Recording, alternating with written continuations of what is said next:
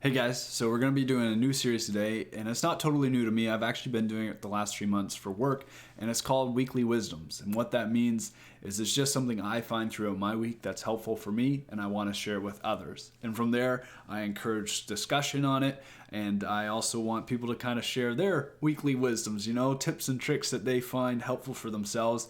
And the whole goal, the whole purpose is that I understand I don't know everything. I probably never will understand and know everything. But when we can help each other and we can work together, it just makes life a lot easier. So that's kind of the intention of this. I drop them every Sundays. And without further ado, let's jump into today's Weekly Wisdom.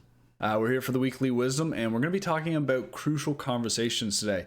It's a book I'm reading. I'm almost done, and it's a really awesome book, actually.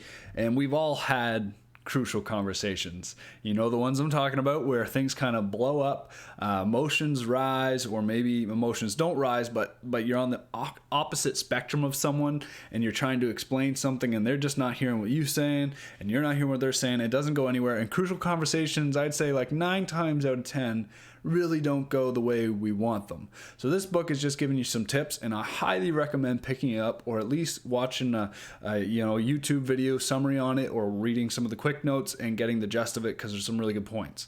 My points that I'm going to use today are the ones in chapters 1 and 2, and it's the foundations of a crucial conversation. And what that is when you get into one, or you think you might be heading into one, start with the heart. And from there, there's 3 points that we're going to go over. The first one is, what do you want from that conversation?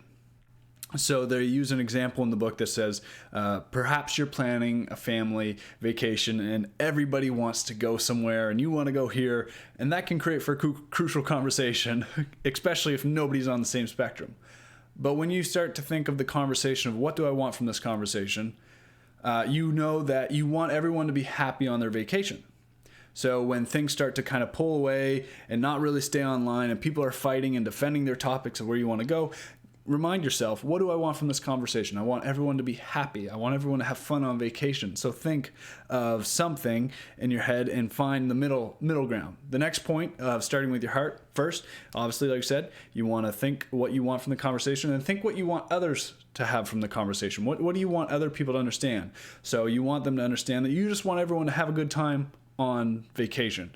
And when everyone's thinking like that and in the same mind, same accord, crucial conversations are less to happen, because it has what's called in the book open dialogue.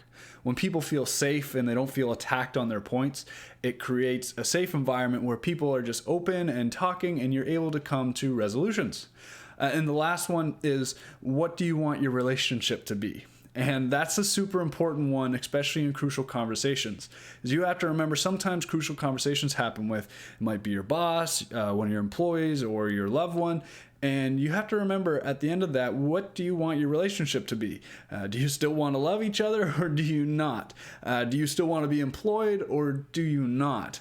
Because when you keep all those 3 things in mind, especially that last one, what's happening is you're keeping yourself in check not to escalate a crucial conversation, and staying on point and staying in dialogue and getting to resolution.